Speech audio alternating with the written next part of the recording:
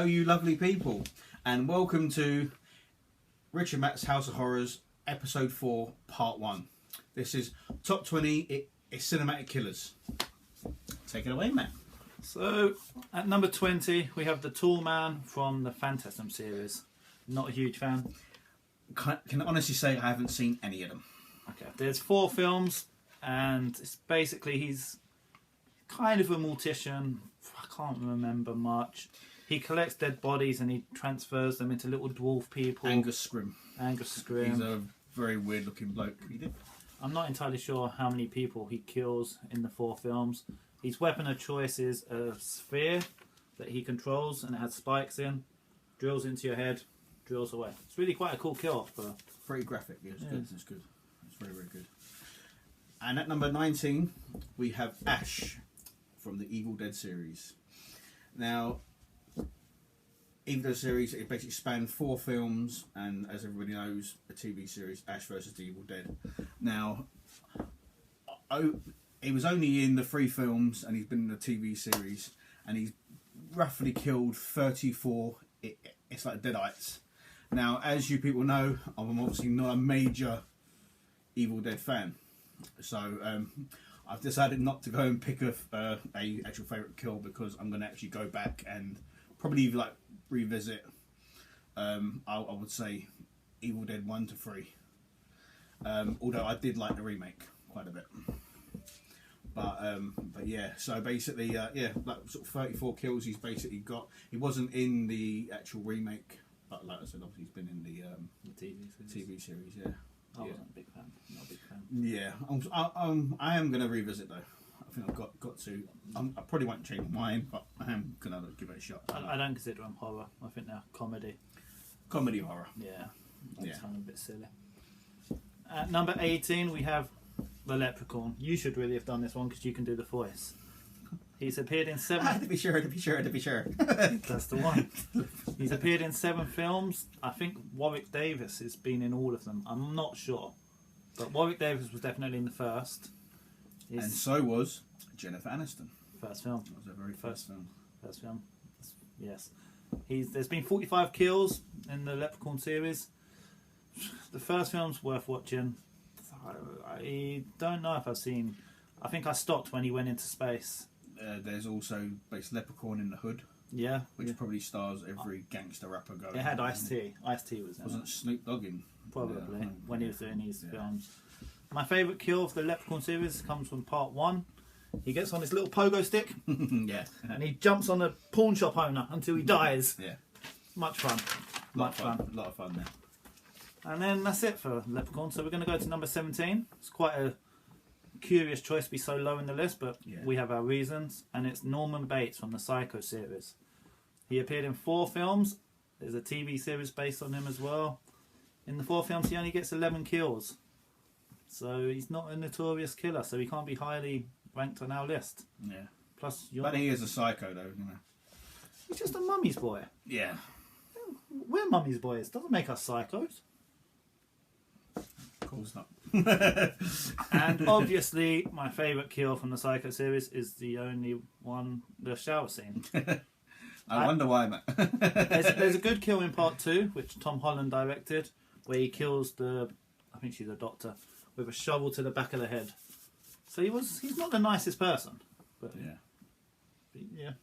His name's Norman. Norman Bates. Poor Norman. Right, he got tortured in school.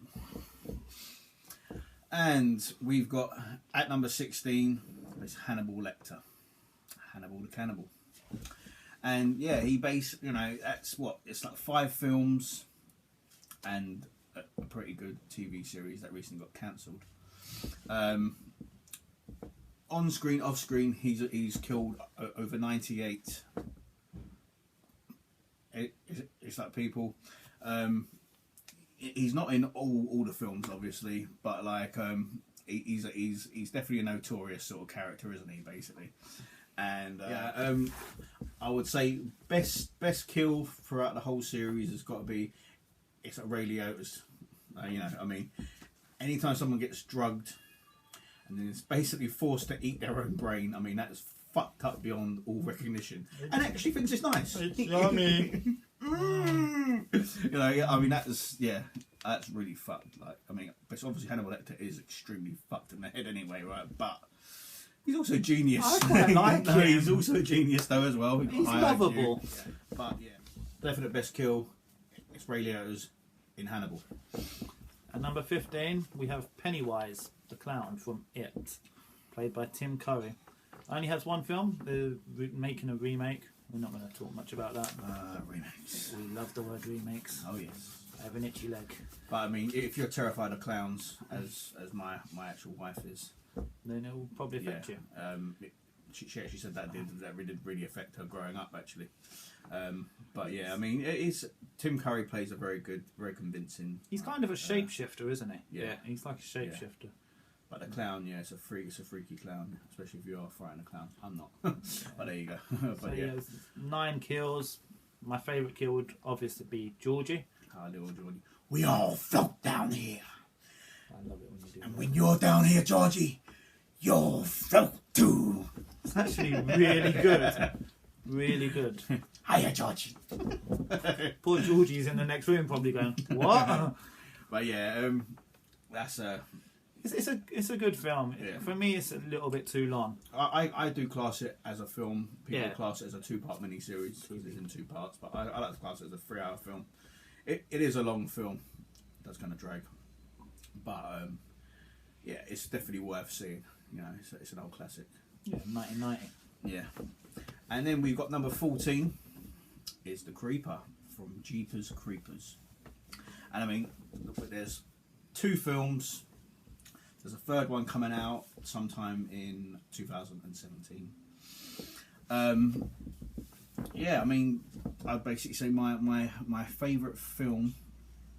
Sorry, my favourite kill from Jeepers Creepers has to be Justin Long's. Spoiler alert. If you haven't seen Jeepers Creepers, spoiler alert, yes. Mute it now. But yes, Daryl Jenner, played by Justin Long. Yeah, basically, I mean, like, because it was pretty fucked up right at the very end. You don't expect him to die, and then, like, you know, he dies, basically. Dies. You don't actually see it. No, you don't, but you just see him with, like, no eyes. Jeepers Creepers, where'd you get those peepers? Jeepers Creepers, where'd you get those eyes? But yeah, and then you see him with no eyes, basically. So it's an off-screen kill, but it's just really fucked because it's like the very end of the film. So you're like, wow. I actually like one of the kills from part 2. It's a few good kills in part 2. He's on the roof of the bus and he drags it, and you see the face transform into him. At number 13 in the list of the top 20, we have Jigsaw from the Saw series, one of my favourite modern series. That was in your top 10, wasn't it? Yeah, Saw? the first one. Yeah. But I actually enjoy 1, 2, 3, 6 and 7. 4 and 5, just I wish they didn't exist. I completely agree on all of that. But the kills in the Saw films are really good. So across the 7 films, I think there's been about 40 kills. All of them pretty impressive. Yeah, quite inventive kills. Yeah. My favourite is in part 5. I don't remember which one. Part 5 maybe? Which one I said I didn't like. The bloke's laying there and he's got the saw. It's a bit like Pit and the Pendulum. And he has a certain amount of time before it starts slicing him in half. Really good kill. I would say my favourite kill in that series has got to be, it was in part 3. And it's the whole story where the guy did it's like a hit and run, and then obviously like you basically find out, like, you know, that sort of Jigsaw's caught this guy and he's put him in one of his traps, and the whole gist of it, spoiler, is to get the like father to actually forgive the boy, and if he doesn't, then he gets tortured because he's like put in a device where his head will basically turn around 360 degrees, and yeah, he'll do an exorcist kind of thing. But yeah, and I think that was a very inventive kill as well. And obviously, like, leading up to that, you've got the girl who gets frozen. She gets frozen, doesn't she? Boobies! Like, yeah, she gets completely frozen. I can't remember. Does she just die with basically that? I think she just dies being frozen to death, doesn't she? She doesn't get. Jigsaw was played by Tobin Bell, and he actually doesn't kill anyone in the films. He just gives them the choice as to whether they want to go through immense pain or die. What would you do? Basically, live or die. Make your choice. It's good music. Yeah, I love the music. Yeah, Tobin Bell, he plays that role very well. Yeah, you know, he's had little bit parts in Goodfellas, Mississippi Burning. 2 fantastic films. Goodfellas, my favourite film of all time. Right, that's for another day. But yeah, I mean, yeah, it's true. He doesn't actually kill anyone. He you know, it's like he gives you like it says, basically live or die. Basically make your choice, and usually if you make your choice, it's someone's gonna die at the hands of you, basically. You know what I mean? So it's either if you don't do it, then you're gonna die. So you know, and yeah, he does obviously pick people, you know, at the lower scale, like drug addicts and all this sort of stuff. He picks people he perceives are wasting their lives because he's had some bad news and well, he's got cancer, hasn't he, or something like that. Yeah, he's basically told he's dying. John Kramer. John Kramer, yes. But yeah, I mean, I also like him in part 2, which is like if you've got a phobia of needles. I don't. I'm lucky I don't.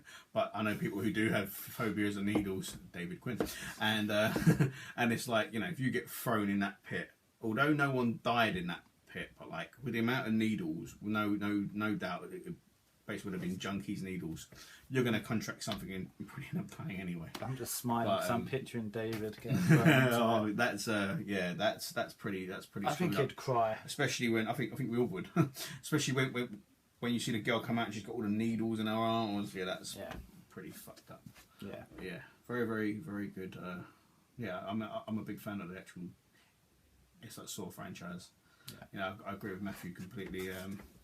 1, 2, and 3, fantastic. 4 and 5, I thought they were poor, and then 6 and 7 really brought it back up, and they ended fantastic. And then I hear the news they're working on an 8th one, when it said before that they were going to end it on 7. It was going to tie it all around, and then it did.